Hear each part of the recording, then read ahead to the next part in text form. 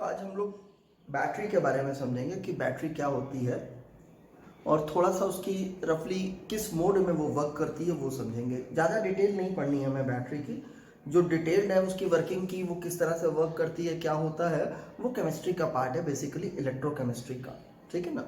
हमने थोड़ा थोड़ा उसकी वर्किंग समझनी है बिना केमिस्ट्री इन्वॉल्व किए उसके अंदर। बाकी बहुत डिटेल में जो आपकी पढ़ाई है वो केमिस्ट्री के अंदर है। तो सबसे पहले तो हम इस चीज़ को डिफाइन करते हैं कि बैटरी है क्या। बैटरी एक ऐसी डिवाइस है जिसके अंदर हम केमिकल एनर्जी स्टोर करते हैं। कौन सी एनर्जी स्टोर करता है? Chemical energy. यानी कि एनर्जी किस फॉर्म में बैटरी के अंदर स्टोर हो रही है? Chemical energy. Battery in chemicals के साथ कुछ रिएक्शन होता है बैटरी के अंदर, और ये केमिकल एनर्जी कन्वर्ट होती है इलेक्ट्रिकल एनर्जी में, जो बैटरी हमें सप्लाई देती है। इसका मतलब battery is basically a source of electrical energy. वो हमारे लिए एक इलेक्ट्रिकल एनर्जी का सोर्स की तरह बिहेव कर रहा है, पर उसके अंदर एनर्जी कौन सी स्टोर, किस फॉर्म में स्टोर की गई है? वो केमिकल एनर्जी के फॉर्म में की गई है।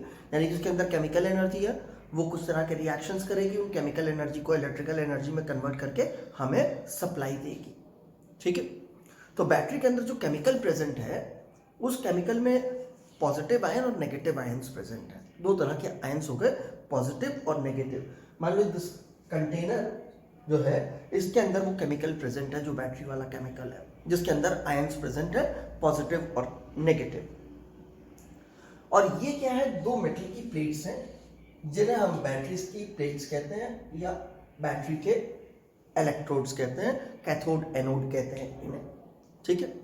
जब बैटरी के केमिकल में अंदर रिएक्शन होता है, ये रॉड्स हम उसके अंदर डिप करते हैं, तो बैटरी जो है अपने केमिकल्स का एक रिएक्शन करती है। उस रिएक्शन की वजह से आयंस के ऊपर फोर्स लगती है।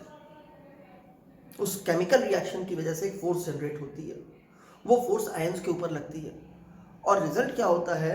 उस फोर्स की वजह से आयंस मूव करते हैं। सपोज जो नेगेटिव आयन है उनके ऊपर फोर्स इस तरफ लगती है और वो कॉन्सिक्वेंटली इस तरफ मूव करना शुरू कर देते हैं नेगेटिव आयंस। और जो पॉजिटिव आयंस हैं उन पे वो फोर्स इस तरह से लगती है और वो इस तरफ मूव करने लगता है। ये कब हुआ? जब हमने ये दो अलग अलग मेटल्स हैं, ये डिफरेंट मेटल मान सकते हैं आप, सेम मेटल नहीं है। ऐसा नहीं कि ये कॉपर ये भी कॉपर, ये अलग अलग दो डिफरेंट मेटल्स हैं। उनकी डिटेल्स हमें नहीं पढ़नी कि वो क्या चीज है हमारे पास। ठीक है। तो ये फोर्स लग गई इसके ऊपर, फोर्स की वजह से ये इधर मूव करता है और ये फोर्स की वजह से इधर मूव करता है। जब ये मूव करते करते इस वाले मेटल के कांटेक्ट में आता है, तो यहाँ पे ये मेटल के साथ आकर के एक तरह का इंटरैक्शन करता है, केमिकल रिएक्शन करता है, जिसमें क्या करता है कि इसके पास जो नेगेटिव चार्ज है वो इस प्लेट को दे देता है। इस प्लेट को नेगेटिव चार्ज मिल जाता है। ऐसा एक अकेला आयन तो आएगा नहीं, बड़े ढेर सारे आयन्स आएंगे। तो रिजल्ट क्या होता है कि ये प्लेट उन सबसे नेगेटिव चार्ज लेना शुरू करती है और ये प्लेट आपके लिए नेगेटिवली चार्ज हो जाती है। This plate becomes negatively charge. ये नेगेटिव चार्ज आ गया इस प्लेट में।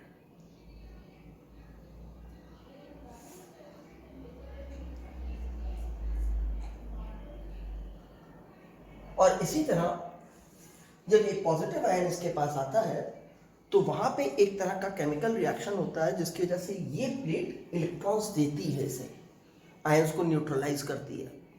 तो रिजल्ट क्या होगा कि ये प्लेट पॉजिटिवली चार्ज हो जाती है।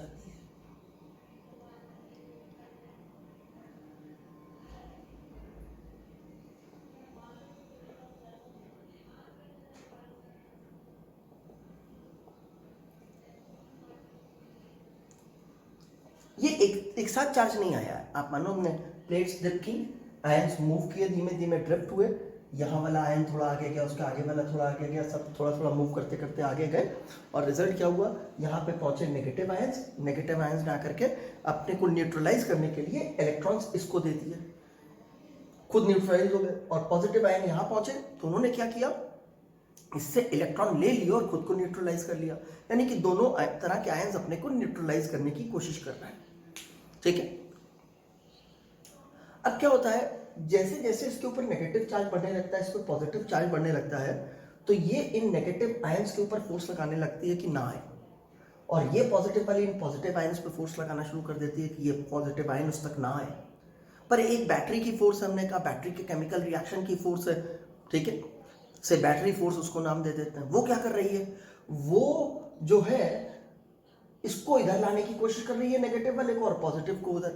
पर एक टाइम ऐसा आता है कि इसकी कैपेसिटी, चार्जेस बढ़ते जाते हैं और एक ऐसा टाइम आ जाता है कि ये बैटरी की फोर्सेस को काउंटर बैलेंस कर देता है।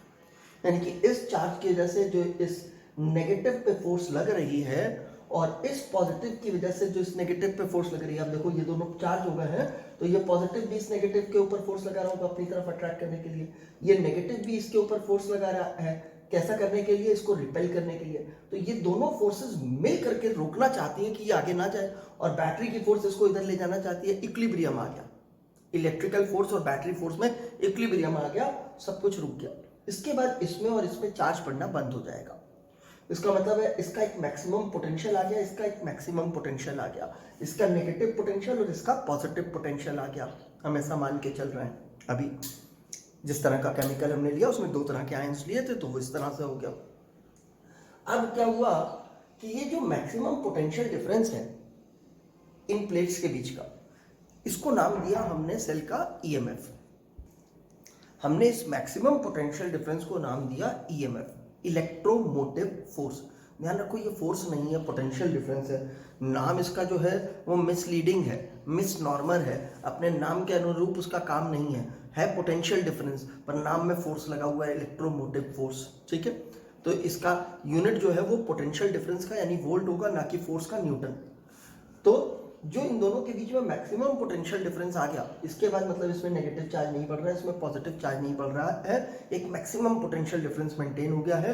बैटरी फोर्स और इन इलेक्ट्रिकल चार्जेस की वजह से डेवलप्ड आयंस के ऊपर फोर्स इक्विलिब्रियम में आ चुकी है। उस समय इन दोनों के बीच का पोटेंशियल डिफरेंस जो है वो ईएमएफ हो गया। हम डिफाइन करते हुए क्या बोल देते हैं, कहते हैं जब बैटरी ओपन सर्किट में है, ये की ओपन है ना, अभी क्लोज्ड नहीं है, तो करंट तो फ्लो कर नहीं रहा है, तो ओपन सर्किट में है जिस समय बैटरी, या हम कहते हैं जिस समय बैटरी से कोई करंट फ्लो नहीं कर रहा। दोनों में से कुछ भी बोल सकते हो, बैटरी ओपन सर्किट में है या बैटरी में से कोई करंट फ्लो नहीं कर रहा। जब बैटरी में से कोई करंट फ्लो नहीं कर रहा या बैटरी ओपन सर्किट में है, उस समय उसके दोनों टर्मिनल्स या दोनों इलेक्ट्रोड्स के बीच का जो पोटेंशियल डिफरेंस है, उस पोटेंशियल डिफरेंस का नाम है ईएमएफ। तो EMF is the potential difference between the terminals of the battery when no current is flowing through the battery, ठीक है ना। ये हो गया EMF। इसे हम लोग जनरली E से लिख के डिनोट करेंगे, EMF को E से डिनोट करेंगे। बुक्स में इस तरह से भी E लिखा होता है इसे डिनोट करने के लिए कई बार, लेकिन क्या है कि इसी E का यूज हम इलेक्ट्रिक फील्ड के लिए भी करते आ रहे हैं, तो कंफ्यूजन ना हो तो मैं इस तरह का सिंबल E के लिए बनाऊंगा।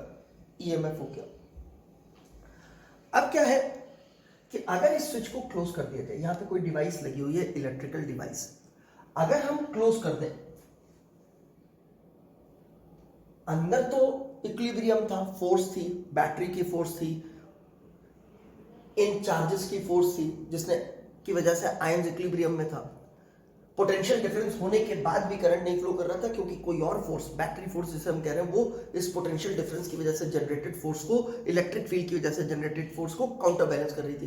लेकिन व्हाट अबाउट दिस, जैसे ही आपने रास्ता बना दिया, इस रास्ते में तो ऐसी कोई केमिकल की फोर्स नहीं प्रेजेंट है, ये तो केमिकल में नहीं प्रेजेंट है वायर, तो रिजल्ट क्या होगा, ये पोटेंशियल डिफरेंस होने की वजह से करंट फ्लो करने लगेगा, इसमें से करंट फ्लो करेगा।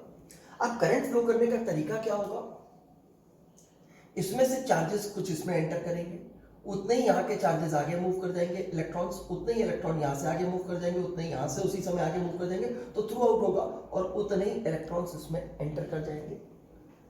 फॉर इंस्टेंस मान लो पहले इंस्टेंट पे यहाँ से 100 इलेक्ट्रॉन निकल गए इसमें, ठीक है।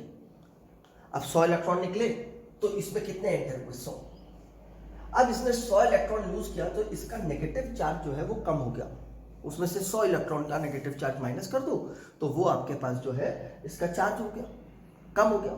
लेकिन उसी समय 100 इसको मिले हैं तो इसका भी चार्ज कम हो गया। लेकिन अगर ऐसे चार्ज कम होगा तो क्या होगा, जो इक्विलिब्रियम था इलेक्ट्रिकल फील्ड का और बैटरी की फोर्स का, वो तो डिस्टर्ब हो जाएगा। वो डिस्टर्ब होते ही क्या होता है, जो आयंस इसके पास भी, ये इतनी दूर नहीं है, एकदम इसके पास पहुंच चुका है, बस अब उसको टच नहीं कर पा रहा है, ठीक है ना।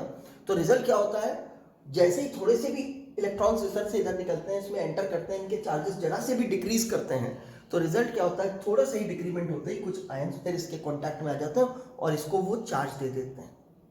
ठीक है, अब देखो बैटरी ने एक्चुअली में कोई चार्ज नहीं दिया है, that is not a source of charge. क्यों? चार्ज तो सिर्फ सर्कुलेट हुआ है, बैटरी ने चार्ज नहीं दिया है, वो एनर्जी दे रही है इन चार्जेस को मूव कराने के लिए, करंट को फ्लो कराने के लिए इलेक्ट्रिकल एनर्जी सर्व कर रही है हमारे को।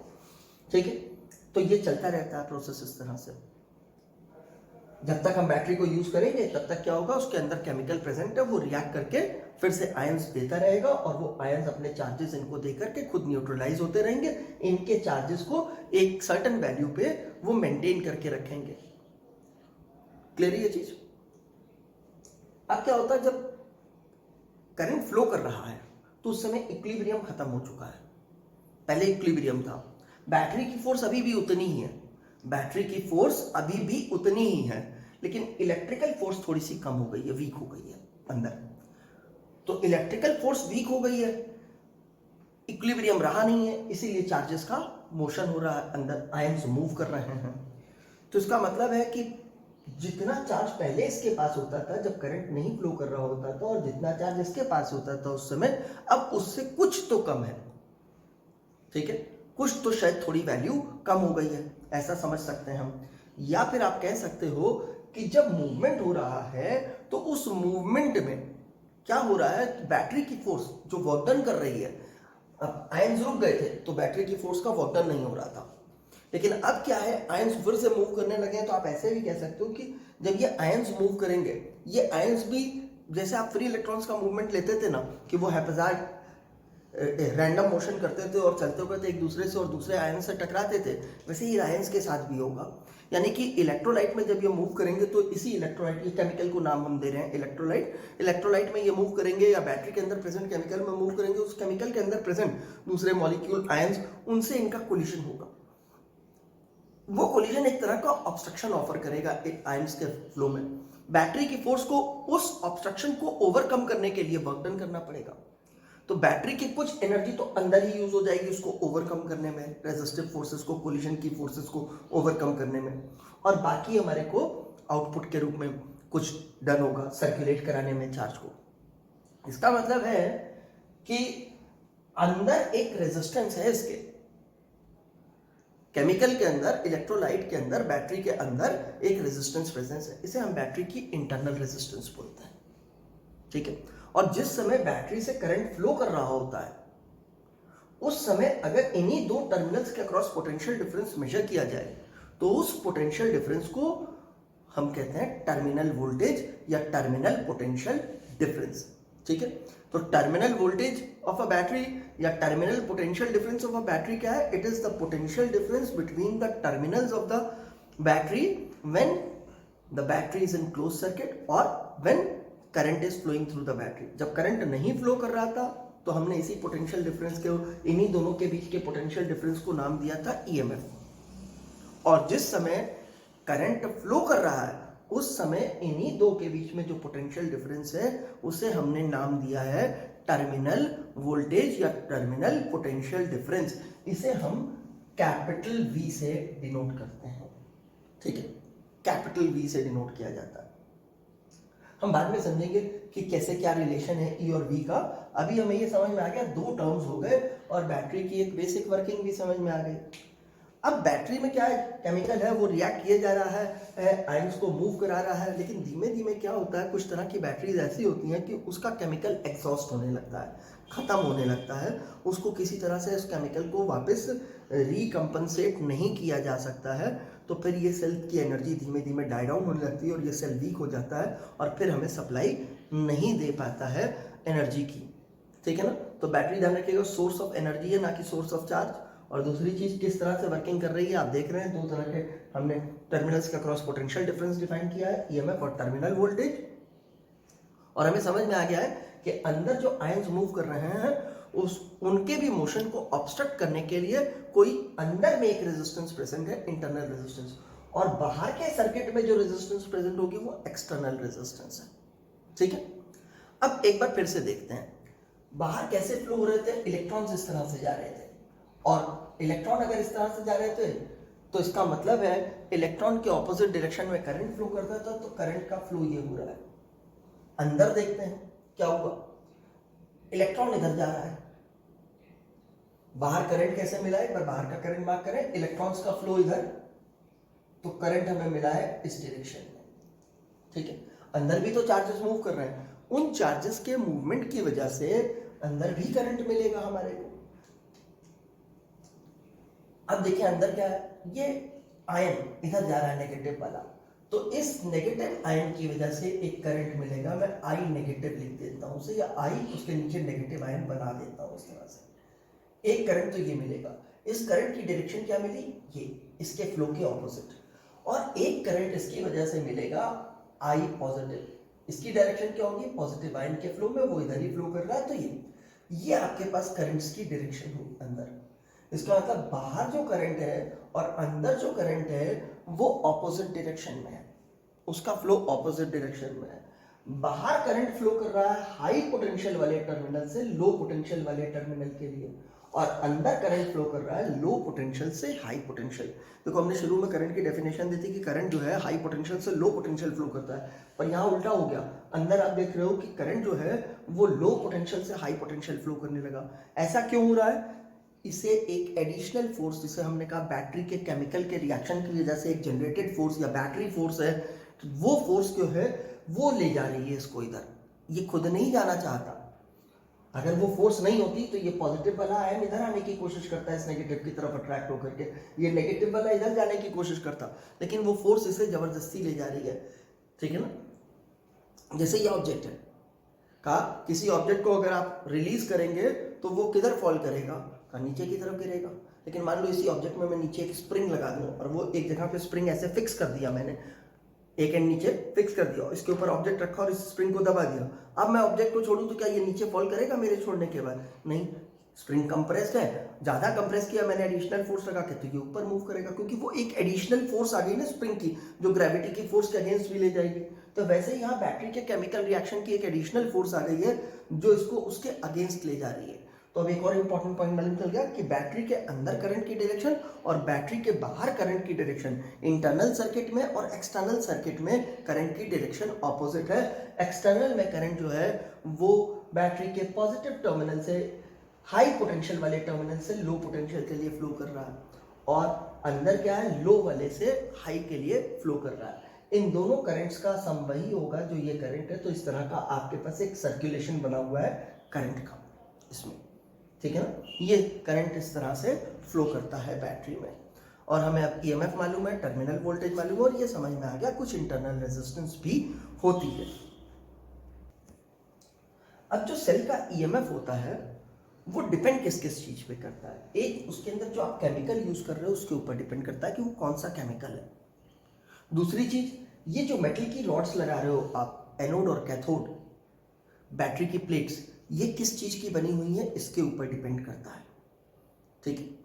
टेम्परेचर एक्सेट्रा कुछ फैक्टर्स और हो सकते हैं, कंसंट्रेशन हो सकती है उसकी कि क्या है हमारे पास, तो ऐसे कुछ फैक्टर्स पे डिपेंड करता है, ठीक है। अब एक बार हम इंटरनल रेजिस्टेंस को लेमैन की तरह समझते हैं, लेमैन यानी कि बिना फिजिक्स लगाए समझते हैं उस चीज को। क्या हुआ, आयंस मूव करते हैं, सब एक के पीछे एक बहुत ढेर सारे आयंस की लाइन लगी हुई है, पॉजिटिव आयंस जो है वो इधर जा रहे हैं, नेगेटिव आयंस इधर आ रहे हैं। तो इस रॉड के पास, इस प्लेट के पास आकर के, ये रॉड है मान लो, इसके पास आकर के इकट्ठे हो गए। अब जब इकट्ठे क्यों हो गए, आगे वाला डिस्चार्ज होगा तो वो हटेगा वहां से, तो पीछे वाला डिस्चार्ज होगा, ठीक है। जैसे विंडो पे लाइन लग जाती है कि पहले वाला अपना काउंटर पे काम करा लेगा, वो हटेगा तो दूसरा उस काउंटर पे जाएगा। बैंक की क्यू लगी हुई है, मान लो एटीएम के आगे लोग लाइन लगा के खड़े हैं, तो पहला पैसा निकालेगा, वो जाएगा तो दूसरा उसकी जगह पे आएगा। तो बिल्कुल वैसी ही सिचुएशन है, यहाँ पे भी इनके बीच में क्यूइंग हो जाती है। लेकिन अगर सोचो, ये क्यू का साइज छोटा हो सकता था, या हो सकता है ये क्यू ना लगती अगर हम जो है एटीएम ज़्यादा लगा देते, वहाँ पे एक की जगह 10 एटीएम मशीन लगा देते। तो बिल्कुल सेम चीज़ क्या है, इसका एरिया बढ़ा दोगे तो वो डिपोजिशन जो है, वो गैदरिंग जो है इसके अबाउट बंद हो जाएगी, और वो गैदरिंग जो है, पॉजिटिव आयन अगर इसके अबाउट गैदर कर गए, इकट्ठे हो गए, उन्होंने अपना इसके अक्रॉस एक ग्रुप बना लिया, जमघट बना लिया, तो वो दूसरे आने वाले पॉजिटिव आयंस को रिपेल करते हैं, तो वो भी तो एक तरह का ऑपोजिशन है। तो इसका मतलब है इसका एरिया ज़्यादा कर दोगे तो ज़्यादा आयंस कांटेक्ट में हो पाएंगे और ज़्यादा आयंस जल्दी डिस्चार्ज हो पाएंगे। तो ऐसे केस में वो ऑपोजिशन नहीं लगेगा, वो इलेक्ट्रिकल रेजिस्टेंस कुछ कम हो जाएगी। तो इंटरनल रेजिस्टेंस जो है आपकी प्लेट्स के साइज के ऊपर डिपेंड कर रही है। दूसरा, इन दोनों प्लेट्स के बीच के सेपरेशन पे, जैसे लेंथ पे डिपेंड करती थी एक्सटर्नल रेजिस्टेंस, वैसे ही इन दोनों इलेक्ट्रोड्स के बीच का जो सेपरेशन है उस पर डिपेंड कर रही है। Obviously nature of the electrolyte के ऊपर डिपेंडेंट तो है ही, ठीक है ना। तो अब हमें बैटरी की कुछ बेसिक्स चीजें मालूम चल गई हैं। अब देखो, बैटरी को सिंबॉलिकली रिप्रेजेंट करने के लिए हम इस तरह से रिप्रेजेंट करते हैं। सिंगल बनाया, ये एक बड़ा एक छोटा, तो वो सेल जैसा था, उसे भी आप बैटरी कह सकते हो, सिंगल प्लेट की बैटरी।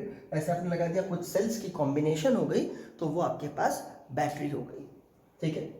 ये बाहर के लिए कनेक्शंस हैं, यहां से आप एक्सटर्नल सर्किट कनेक्ट करेंगे तो इधर जो करंट फ्लो करेगा वो इसका जो है बाहर वाला करंट होगा, ये वाला करंट जो हाई पोटेंशियल वाले से फ्लो करेगा, सर्किट में घूमता घूमता वापस लो पोटेंशियल वाले टर्मिनल पे आएगा, अंदर जस्ट ऑपोजिट डायरेक्शन में। अब इंटरनल रेजिस्टेंस भी रिप्रेजेंट करनी है तो हम क्या करते हैं, यहाँ पे बैटरी के बाहर एक छोटी सी रेजिस्टेंस बना देते हैं, उसे स्मॉल आर लिख देते हैं। इंटरनल रेजिस्टेंस है ये बैटरी के अंदर, तो अब कैसे बताएंगे ये बैटरी के अंदर है, तो डॉटेड लाइन बना देते हैं, कहते हैं ये डॉटेड लाइन के अंदर जो कुछ भी है वो बैटरी है।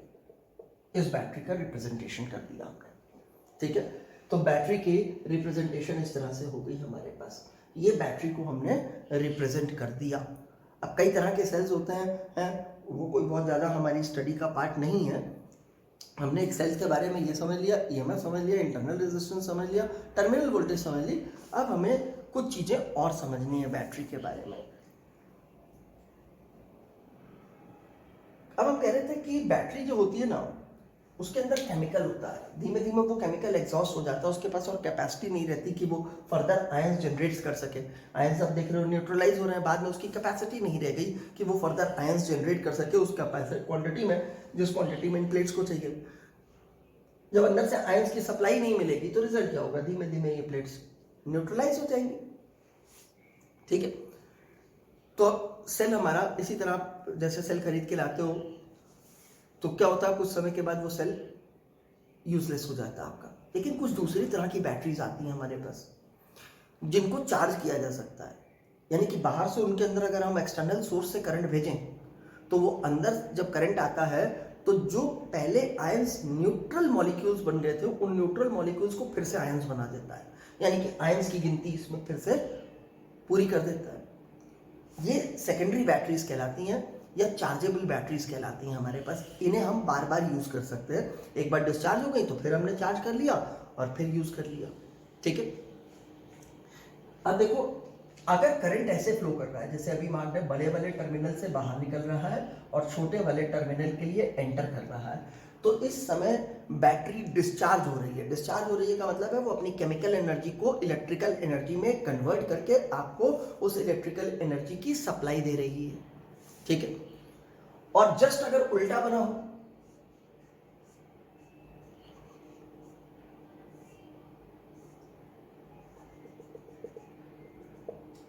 करंट ऐसे आ रहा है, कह सकते हो सर कैसे आएगा, आपने तो बोला था बाहर के सर्किट में हायर से लोअर फ्लो करेगा और ये तो आप उल्टा फ्लो करा रहे हो, लोअर से हायर का फ्लो दिखा रहे हो आप। मैंने उल्टा, दोनों तरफ उल्टा बना दिया, चलो ठीक करते हैं इधर ऐसे, ये ठीक है।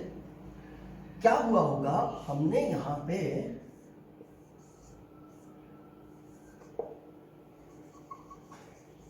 एक चार्जिंग सोर्स लगा दी। चार्जिंग सोर्स क्या है, वो इलेक्ट्रिकल सोर्स जो बैटरी के अंदर जो उसके आयन से न्यूट्रलाइज हो चुके हैं उनका रिवर्स रिएक्शन करा करके उनको फिर से आयंस बना दे, एक तरह से आप समझो, ठीक है ना। हम लेमैन अंडरस्टैंडिंग कर रहे हैं, मैंने कहा आप डिटेल इसकी जो भी पढ़ोगे वो इलेक्ट्रोकेमिस्ट्री में पढ़ोगे कि वो कैसे केमिकल होने चाहिए, क्या होता है, किस तरह का रिएक्शन होता है, that is not our part, वो केमिस्ट्री का पार्ट है, वहां पे आप देखना कैसे होता है। तो ये चार्जिंग सोर्स लगा दी। अब इसका ईएमएफ ई है, ये रेजिस्टेंस आर है, और ये जो चार्जिंग सोर्स लगाई इसका ये पॉजिटिव है ये नेगेटिव है, यानी कि ये हाई है ये लो है, और इसका जो वोल्टेज है चार्जिंग सोर्स की वोल्टेज ऑफ चार्जिंग सोर्स वो ग्रेटर देन इक्वल्स टू, आप ग्रेटर ही मान लो, ग्रेटर देन ईएमएफ है। अब इसकी ताकत कम है, ये ऐसे फ्लो कराना चाहता है बैटरी, लेकिन इसकी ताकत इससे कम है, और ये ऐसे फ्लो कराना चाहता है, तो फ्लो इस तरह का हो गया। अगर करंट इस तरह से फ्लो करता हुआ हमें चार्जिंग सोर्स दिखाने की जरूरत नहीं, हम इतना ही बना देते हैं, तो ये फ्लो होता है। तो क्या कहते हैं हम, बड़े वाले टर्मिनल में, बड़े वाले डंडे में जब करंट अंदर जा रहा होता है तो हम कहते हैं कि चार्जिंग हो रही है बैटरी की, और जब बड़े वाले टर्मिनल से करंट का एरो बाहर होता है तो डिस्चार्जिंग हो रही है। ये आपकी बैटरी डिस्चार्जिंग में है, ये चार्जिंग में है, ठीक है। अब देखो बैटरी को जो भी काम करना पड़ रहा है वो दो तरह की चीज़ों के रेजिस्टेंस के अगेंस्ट करना पड़ रहा है। एक उसके अंदर जो रेजिस्टेंस है उसके अगेंस्ट भी उसे वर्क डन करना पड़ रहा है, और एक जो बाहर के सर्किट की रेजिस्टेंस है उसके अगेंस्ट भी उसे काम करना पड़ रहा है। बाहर की रेजिस्टेंस का मतलब जो आपने डिवाइसेस लगा दी, चलो जो डिवाइसेस लगाई हैं वो तो आपको उनको एनर्जी देनी है, एक फॉर्म से दूसरे फॉर्म में कनेक्ट करनी है। बल्ब में कनेक्ट किया तो आपको लाइट चाहिए, फैन से कनेक्ट किया तो फैन की मूवमेंट काइनेटिक एनर्जी चाहिए आपको, वो तो आपको चाहिए ही, वो आपकी यूजफुल एनर्जी का पार्ट है। लेकिन जो अंदर यूज अप हो रहा है वो तो आपके लिए वेस्टेज ही है, आपके किसी काम का नहीं है, यूज अप हो जा रहा है वो, ठीक है। तो अब देखो हम समझते हैं कि E और V में क्या रिलेशनशिप है। हम कहते हैं जिस समय ये चीज है आपके पास डिस्चार्जिंग हो रही है, उस समय E जो है उसमें से अगर V हम माइनस करें तो हमें IR मिलता है, ठीक है। हमने बेसिकली क्या किया है, कहा यहां से यहां तक का पोटेंशियल डिफरेंस उसे V बोल रखा है, करंट फ्लो कर रहा है तो इन दोनों के बीच में जो पोटेंशियल डिफरेंस है V, और फिर हमने कहा इसके अंदर जो करंट फ्लो कर रहा है उसके ऑब्स्ट्रक्शन बीच में हमने इनके एक इमेजिनरी रेजिस्टेंस मान ली, आयंस को जो इलेक्ट्रोलाइट अपोज कर रही थी उस रेजिस्टेंस में से फ्लो कर रहा है करंट, तो उसके अक्रॉस का ड्रॉप निकाल दिया IR, ठीक है ना। यहां से यहां गए हम तो कितना आया ड्रॉप हमारे पास, उल्टा चलते हैं, यहां से यहां गए तो V हुआ, फिर यहां से यहां आए तो I और हुआ, इसी को हमने E नाम दे दिया। तो जिस समय आपके पास सेल की डिस्चार्जिंग हो रही है उस समय E बड़ा है और V छोटा है। V क्या है, टर्मिनल वोल्टेज, यानी कि यहां के अक्रॉस पोटेंशियल डिफरेंस, वही पोटेंशियल डिफरेंस इन दो प्लेट्स के बीच में है, और वही यहाँ पे जो एलिमेंट लगा है, थोड़ी देर के लिए कन्वीनियंस के लिए उसे आप एलिमेंट को रेजिस्टेंस की तरह समझ लो कि ये बाहर कोई रेजिस्टेंस लगी है, तो इस रेजिस्टेंस के अक्रॉस जो पोटेंशियल डिफरेंस है वो V है, क्योंकि इसके अक्रॉस जो पोटेंशियल डिफरेंस है वही तो इसका है। जैसे आप बैटरी में लिखते थे तो कैसे लिख रहे होते थे, मान लो इसे आप 0 मान रहे होते थे और ये 12 वोल्ट की बैटरी थी, इसे 0 मानते थे तो ये 0 आ जाता था, और फिर ये आपके पास 12 वोल्ट हो जाता था इधर, तो इसके अक्रॉस कितना पोटेंशियल डिफरेंस आता था, R के अक्रॉस 12 वोल्ट। तो बिल्कुल सेम चीज हम कह रहे हैं कि इस रेजिस्टर के अक्रॉस जो है वो वाला potential difference, terminal potential difference V है आपके पास, ठीक है, जिस समय करंट फ्लो कर रहा है। अदरवाइज तो वो V0 रहेगा आपके पास, इस सेल के अक्रॉस, इस सेल के अक्रॉस कह रहा हूं, सॉरी इसके अक्रॉस, रेजिस्टर के अक्रॉस, जो भी आपने डिवाइस लगा रखी है इलेक्ट्रिकल उसके अक्रॉस। लेकिन जिस समय चार्जिंग हो रही होती है तो उस समय क्या होता है, जो हमारी ये रेजिस्टेंस है जिसके थ्रू हम चार्जिंग कर रहे होते हैं, अब यहाँ पे डिवाइस की नहीं है, ये चार्जिंग वाले सर्किट में लगी हुई रेजिस्टेंस है, जिस रेजिस्टेंस के लिए हम के अगेंस्ट चार्जिंग कर रहे होते हैं, उसके लिए जो पोटेंशियल डिफरेंस होता है उसको भी हम V से लिखते हैं, मैंने V से ही उसको भी डिनोट करना है। तो उस समय क्या होता है, हम रिलेशनशिप लिखते हैं V minus IR equals to E, या V equals to E plus IR, ठीक है। इस केस में आप देख रहे हो E जो है वो V से बड़ा है, और इस केस में V जो है वो E से बड़ा है। ये कब के लिए है, ये आपके एक्सटर्नल सर्किट या एक्सटर्नल रेजिस्टर के अक्रॉस पोटेंशियल डिफरेंस है, सेल की प्लेट्स के अक्रॉस पोटेंशियल डिफरेंस है जब सेल डिस्चार्ज हो रहा है, और ये V क्या है, ये आपके सेल के टर्मिनल्स के अक्रॉस पोटेंशियल डिफरेंस है जिस समय सेल चार्ज हो रहा है, ठीक है। आई फ्लोइंग करंट हो गया हमारे पास, तो ये हमारे पास इनके रिलेशनशिप हो गए।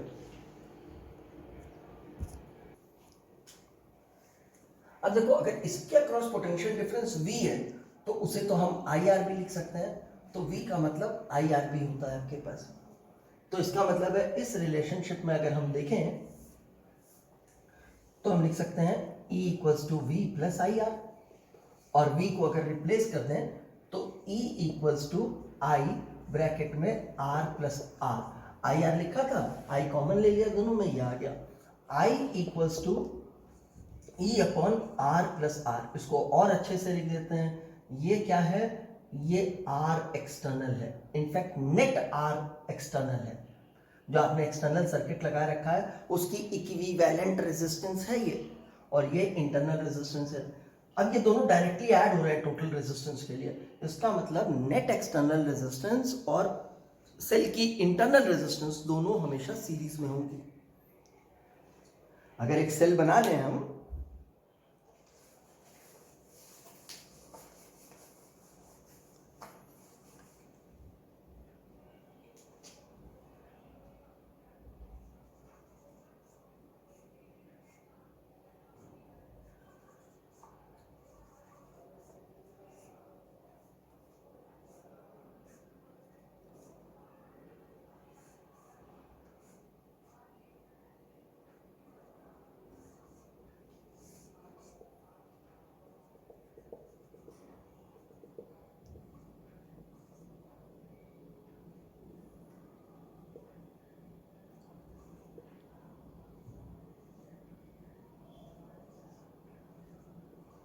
मान लो ये सर्किट बना लिया मैंने, ईएमएफ भी मान लेते हैं, सपोज 12 वोल्ट का ईएमएफ है, ठीक है ना, ई से डिनोट किया तो ईएमएफ है, यानी कि उस समय की टर्मिनल वोल्टेज जब सेल के अक्रॉस सेल से कोई करंट फ्लो नहीं कर रहा था। अब इस समय सेल डिस्चार्जिंग मोड में, सर्किट कंप्लीट है तो करंट फ्लो कर रहा होगा सेल से, इस तरह से आई। अब हमने कहा इस सर्किट की एक्सटर्नल रेजिस्टेंस कितनी है, जो हम यहाँ पे लिख रहे थे एक्सटर्नल रेजिस्टेंस, उसकी बात कर रहे हैं। ये तीन रेजिस्टेंसेस जो आई हैं आपके पास, इनका जो इक्विवेलेंट निकलेगा वो एक्सटर्नल रेजिस्टेंस है। ये दो पैरेलल में हो गई तो 6 और 3 पैरेलल में गई तो हमारे को 2 मिल गया, उस 2 के साथ ये 2 सीरीज में हो गया तो 4 ओम की हुई एक्सटर्नल रेजिस्टेंस। इंटरनल रेजिस्टेंस कितनी है, इंटरनल रेजिस्टेंस तो हमें दी गई है 1 ओम है, तो इस सर्किट की टोटल रेजिस्टेंस कितनी है, सर्किट की टोटल रेजिस्टेंस, उसमें इंटरनल भी आएगी एक्सटर्नल भी आएगी, तो net resistance of the circuit कितनी है, सर्किट की रेजिस्टेंस हमारे पास टोटल, एक्सटर्नल इंटरनल बल्कि नेट कह देता हूं, नेट रेजिस्टेंस, यानी कि इंटरनल सर्किट और एक्सटर्नल सर्किट दोनों मिला लिया हमने, उसकी टोटल रेजिस्टेंस, तो ये दोनों हमेशा सीरीज में रहेंगे, नेट एक्सटर्नल और नेट इंटरनल हमेशा सीरीज में, तो इन दोनों को आप ऐड कर दोगे ये 5 ओम हो जाएगा। यही हमने यहाँ पे कंक्लूड किया है, ठीक है। मैं सेल के जो नोट्स है ना, वो नोट्स आप लेक्चर से ही बनाओगे, उसके लिए मैं कोई हैंड रिटन नोट्स नहीं दूंगा क्योंकि बहुत ज़्यादा इसमें चीज़ें हैं नहीं लिखने वाली, छोटी छोटी चीज़ें, ईएमएफ की डेफिनेशन है, टर्मिनल वोल्टेज की डेफिनेशन है, इंटरनल रेजिस्टेंस क्या होती है वो बताना है, ईएमएफ किन फैक्टर्स पे डिपेंड करता है वो बताना है, इंटरनल रेजिस्टेंस किन फैक्टर्स पे डिपेंड करती है वो बताना है, जब सेल डिस्चार्ज हो रहा होता है उस समय ई वी और स्मॉल आर के बीच में और आई के बीच में क्या रिलेशनशिप है वो बताना है, और सेम तरह का रिलेशनशिप जब सेल की चार्जिंग, बैटरी की चार्जिंग हो रही होती है उस समय के लिए आपको बताना है, ठीक है ना। तो this is what is to be framed in you या पुट कॉपीड इन योर या pen down in your notebooks, ठीक है ना। तो इसे आप अपना नोटबुक में लिखोगे। अब हमें ये इंफॉर्मेशन मिल गई कि जो भी नेट एक्सटर्नल रेजिस्टेंस है वो इंटरनल रेजिस्टेंस के साथ हमेशा सीरीज में कंसिडर की जाएगी। एक हमें बेसिक आइडिया हो गया। अब देखो बैटरी वर्क डन कितना करती है। पहले हम बैटरी की बात करते हैं, तो बैटरी ने, ये बैटरी है, ये हमारा कोई एक्सटर्नल सर्किट होगा, दिस इज एक्सटर्नल सर्किट।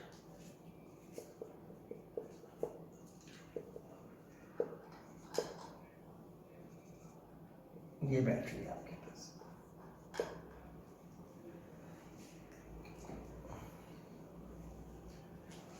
अब अगर बैटरी यहां से यहां तक, मान लो बैटरी ने चार्ज भेजना शुरू किया, यहां से कुछ चार्ज यहां तक के लिए भेजा, कोई चार्ज यहां से क्यू मूव करता है और वो यहां तक जाता है, तो यहां का पोटेंशियल जो है और यहां का जो पोटेंशियल, उनका जो डिफरेंस है वो V कहलाता है, टर्मिनल वोल्टेज।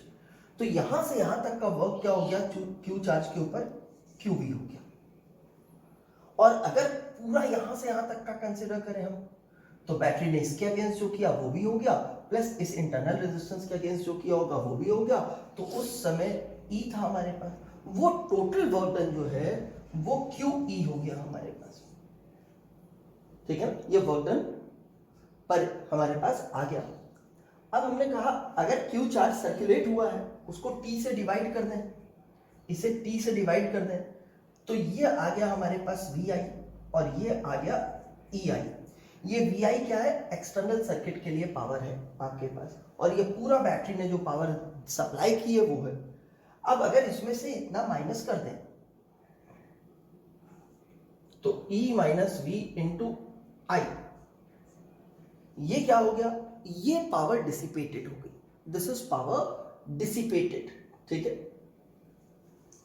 अब अगर आप देखोगे तो E माइनस वी इंटू आई कर दें, यहां पे मैं I से मल्टीप्लाई कर दूं तो this will be equal to I square. ठीक है, तो ये क्या हुआ, इंटरनल सर्किट में पावर जो डिसिपेट हो गई वो वाली पावर हो गई हमारे पास। अब बैटरी के लिए जो हम यूजफुल पावर की बात करते हैं वो वी आई है। एक बार फॉर्मूले लिखें। एक चीज और, अगर इंटरनल रेजिस्टेंस जीरो हो, कहा है नेग्लिजिबल है या जीरो है, तो उस केस में क्या होगा, स्मॉल आर जीरो हो जाएगा, तो उस समय ई और वी इक्वल हो जाएंगे, यानी कि टर्मिनल वोल्टेज और EMF of the cell equal होंगे, चाहे वो केस चार्जिंग का हो सेल की या डिस्चार्जिंग का हो, दोनों ही केसेस में ई और वी इक्वल होंगे। आप दोनों के फॉर्मूले में स्मॉल आर को जीरो रख करके इस चीज को चेक कर सकते हो। एक में आपने लिखा था E minus V equals to I R, ठीक है ना, तो जैसे ही आपने स्मॉल आर को जीरो किया तो E minus V equals to zero, E equals to V हो गया। दूसरे में आपने लिखा था V minus E equals to I R, I R में आर स्मॉल वाला था, स्मॉल आर को जीरो किया तो v minus E equals to zero, तो v इक्वल्स टू ई आ गया। ठीक है ना, इंटरनल रेजिस्टेंस नहीं होगी तो फिर v और e इक्वल होंगे हमारे पास। ओके, तो अभी हमने एक बेसिक आइडिया बैटरीज के बारे में ले लिया है, बैटरी की पावर को समझ लिया है कि एक तो हम उसे वी आई लिख सकते हैं, फिर हम आगे और भी देख सकते हैं फॉर्मूले, जैसे आई स्क्वायर बाय आर लिख सकते हैं हम इसे, आई स्क्वायर आर सॉरी, ठीक है ना, वी स्क्वायर बाय आर लिख सकते हैं, ये वी आई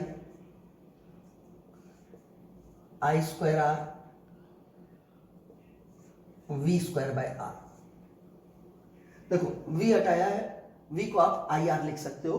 v क्या होता था, रेजिस्टर के अक्रॉस पोटेंशियल डिफरेंस, वो रेजिस्टेंस r मानी हमने, और i करंट फ्लोइंग था तो आई आर से रिप्लेस किया तो I R into I square R हो गया।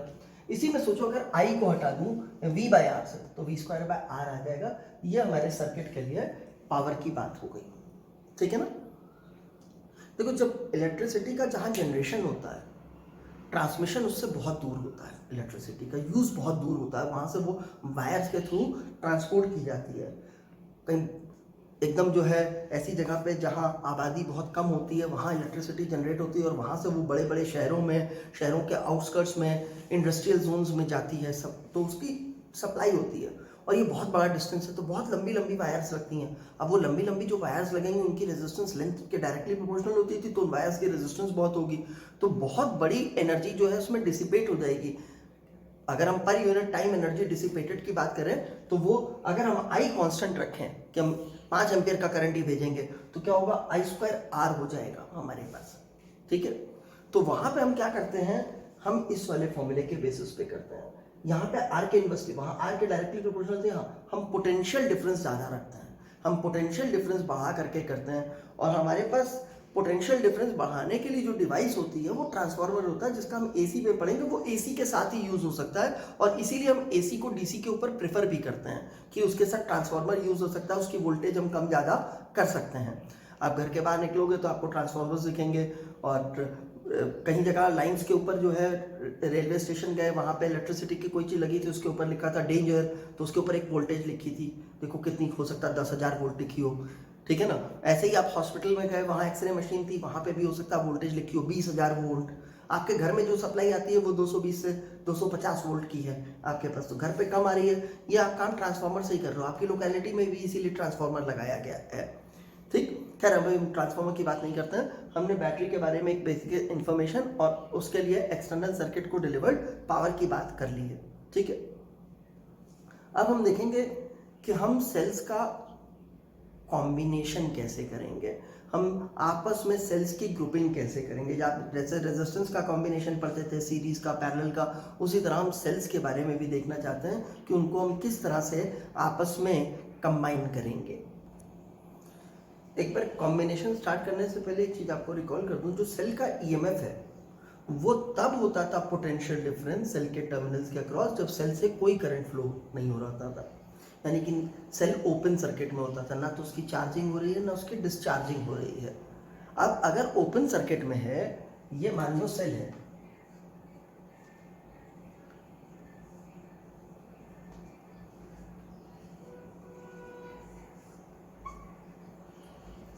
अभी ये ओपन सर्किट में है, इसके अक्रॉस हमने पोटेंशियल डिफरेंस मेजर किया, ठीक है, और वो पोटेंशियल डिफरेंस ईएमएफ हो गया। क्या वो इस रेजिस्टेंस की वैल्यू पे डिपेंड करेगा? तो बिल्कुल नहीं। इसको लगाओ ना लगाओ, 2R लगाओ, 5R लगाओ, 10R लगाओ, वो नहीं डिपेंड करेगा। तो ईएमएफ जो सेल का है ना, वो डिपेंड नहीं करता है। किसके ऊपर डिपेंड नहीं करता है? एक्सटर्नल सर्किट की रेजिस्टेंस के ऊपर।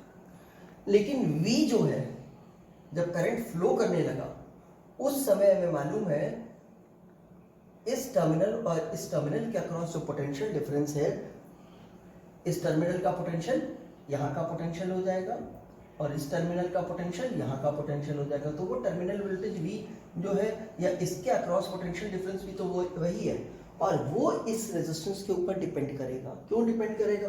क्योंकि अब देखो ये करंट इसमें से फ्लो कर रहा है, आप करंट निकालना चाहोगे, मान लो इसकी इंटरनल रेजिस्टेंस स्मॉल r ले लो, ये आपके पास बैटरी है, तो करंट हो जाएगा total EMF upon total resistance, ठीक है। अब अगर आप V निकालना चाहते हो तो V क्या है? आपके पास IR है, ठीक है।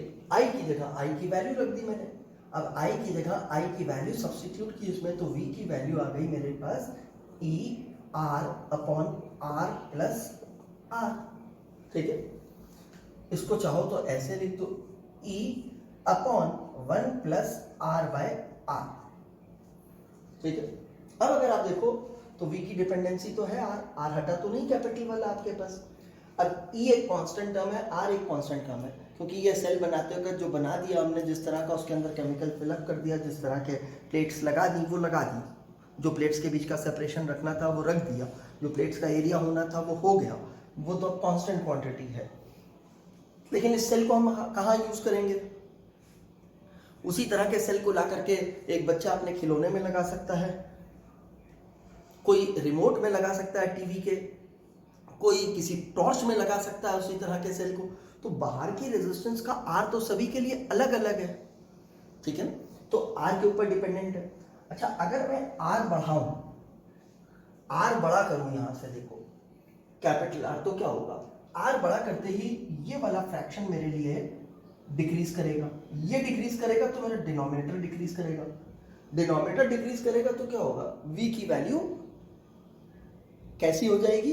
इंक्रीज करेगी, ठीक है ना। तो R बढ़ने से V की वैल्यू क्या होगी हमारे पास? फिर से देखते हैं, R बढ़ा तो ये फ्रैक्शन डिक्रीज हो गया, ये फ्रैक्शन डिक्रीज हो गया तो ये डिनोमिनेटर डिक्रीज हो गया, डिनोमिनेटर डिक्रीज हो गया तो हमारे पास इस पूरे फ्रैक्शन की वैल्यू वो क्या होगा? न्यूमरेटर इसका कांस्टेंट है, डिनोमिनेटर इसका डिक्रीज कर गया है। अगर नहीं, फिर से देखते हैं, मैंने शायद कुछ गलत बोला, फिर से एक बार बोलता हूँ। R बढ़ाया, स्मॉल r तो कांस्टेंट है, कैपिटल R बढ़ाया, इस फ्रैक्शन का small r by capital R में डिनोमिनेटर बढ़ा किया, तो ये स्मॉल r बाय कैपिटल R की वैल्यू डिक्रीज कर गई, इसकी वैल्यू डिक्रीज कर गई, तो 1 में डिक्रीज वैल्यू ऐड करोगे तो ये पूरा का पूरा डिनोमिनेटर डिक्रीज कर गया, ये डिनोमिनेटर डिक्रीज कर गया तो क्या हुआ? ये पूरा फ्रैक्शन आपका जो है वो इंक्रीज कर गया, यानी कि V इंक्रीज कर गया। तो V R के ऊपर डिपेंडेंट है हमारे लिए, ओके। अच्छा, ये I जो है क्या ये डिपेंड करेगा R के ऊपर? तो देखें, I कितना था? E upon R plus R, E constant term, small r constant term, तो R के ऊपर इसकी भी डिपेंडेंसी है। जैसे जैसे आप R बढ़ाओगे वैसे वैसे आपका ये डिनोमिनेटर बढ़ेगा, R बढ़ने से डिनोमिनेटर बढ़ेगा, डिनोमिनेटर बढ़ेगा तो ये फ्रैक्शन डिक्रीज करेगा, यानी कि आई डिक्रीज करेगा।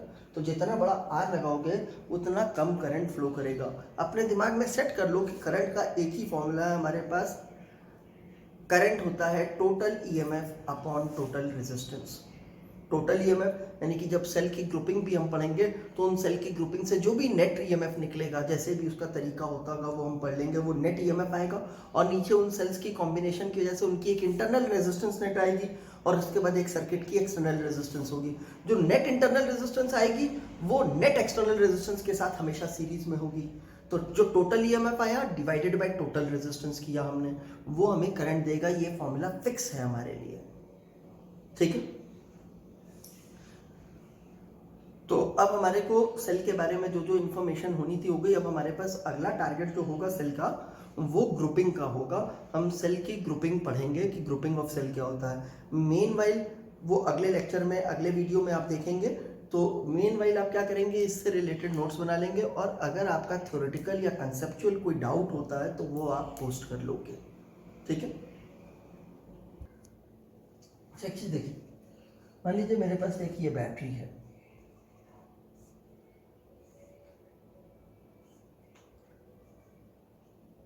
स्मॉल आर की वैल्यू 0.5 ओम है और ये जो आपके पास लगा हुआ है सपोज 12 वोल्ट की बैटरी है।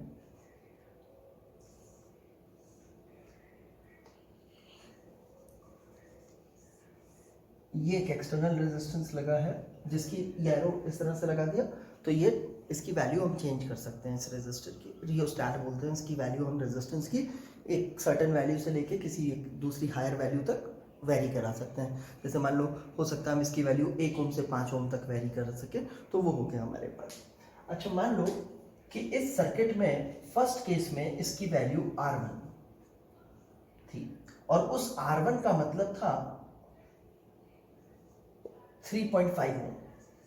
तो आप बताओगे फर्स्ट केस में जब मैंने इसकी वैल्यू सेटअप की R1 पे, दैट इज 3.5 ओम पे, तो उस समय सर्किट में करंट कितना फ्लो करेगा। तो हमने चेक किया, एक्सटर्नल रेजिस्टेंस ये हो गई, इंटरनल रेजिस्टेंस की वैल्यू फिक्स है 0.5 ओम, तो ऐड किया 4 ओम की टोटल रेजिस्टेंस हो गई। टोटल ईएमएफ कितना है 12 वोल्ट का, 12 वोल्ट डिवाइडेड बाय 4 ओम, तो 3 एम्पियर का करंट मिला, ठीक है। अच्छा ठीक है, दूसरी वैल्यू ली मैंने, आर की वैल्यू बदल दी। मान लो आर की वैल्यू मैंने 5.5 ओम कर दी। अब इस सेकंड कंडीशन में जो करंट मिलेगा वो कितना मिलेगा, तो कहा चेक करते हैं भाई करंट कितना मिलेगा। तो करंट निकाला हमने, करंट निकाला, कितना निकला 5.5 और 0.5 सीरीज में गए 6 ओम। 12 वोल्ट को 6 ओम से डिवाइड किया 2 एम्पियर। मतलब आप देख रहे हो कि आपने रेजिस्टेंस की वैल्यू बढ़ाई तो करंट की वैल्यू भी चेंज हो गई आपके पास। एक्सटर्नल रेजिस्टेंस बदलने से करंट चेंज हो गया। अच्छा, इस केस में, फर्स्ट केस में जो V था, यानी कि terminal voltage across the cell when current is flowing through the cell, इसके टर्मिनल्स के अक्रॉस जो पोटेंशियल डिफरेंस था जब करंट फ्लो कर रहा था, वो तो वही होता था जो एक्सटर्नल रेजिस्टेंस के अक्रॉस होता था। और एक्सटर्नल रेजिस्टेंस के लिए IR का फॉर्मूला लगता था, तो बना I1 R1, I1 ये है, R1 ये है, मल्टीप्लाई करें तो 3 इंटू 0.5, 1.5 आया, 3 इंटू 3 9 और 1 वो था 10.5 ampere, sorry 10.5 volt. Okay, second case में टर्मिनल वोल्टेज कितनी थी का मल्टीप्लाई करके देखते हैं। I ये R ये दोनों को मल्टीप्लाई किया तो आया हमारे पास 11 एम्पियर, ठीक है। रेजिस्टेंस बढ़ी तो क्या हुआ, टर्मिनल वोल्टेज भी हमारे पास बढ़ गई है, ठीक है। R बढ़ने से टर्मिनल वोल्टेज भी बढ़ गई है हमारे पास, ओके। ये हमने यहाँ पे भी कंक्लूड किया था। जब R बढ़ाएंगे तो क्या होगा, ये फ्रैक्शन डिक्रीज कर जाएगा, ये फ्रैक्शन डिक्रीज कर जाएगा तो ये पूरा डिनोमिनेटर डिक्रीज कर जाएगा, ये डिनोमिनेटर डिक्रीज कर जाएगा तो ये पूरा फ्रैक्शन इंक्रीज कर जाएगा, यानी कि V बढ़ जाएगा। जब R बढ़ता है तो V बढ़ जाता है, प्रोवाइडेड कि E कांस्टेंट रख लो। मैं बार बार स्ट्रेस क्यों दे रहा हूँ, बुक में कई बार V वर्सेस R का ग्राफ ऐसे लिया होता है, ये तब के लिए दिया होता है जब I कांस्टेंट होता है, और मैं जब के लिए बात कर रहा हूं तब E कांस्टेंट है, ठीक है ना। ये कब के लिए ग्राफ है, जब I कांस्टेंट है। अगर आई कांस्टेंट हो गया तो आप देखो आपका relationship v equals to I R का था। इसको आप y पे ले गए हो, i को आप कह रहे हो कांस्टेंट है सपोज m, और इसको आप x पे ले गए हो तो y equals to mx straight line का फॉर्म है, तो उस केस में ये बन जाता है हमारे पास। ठीक है, चलिए next topic to be continued in the next video.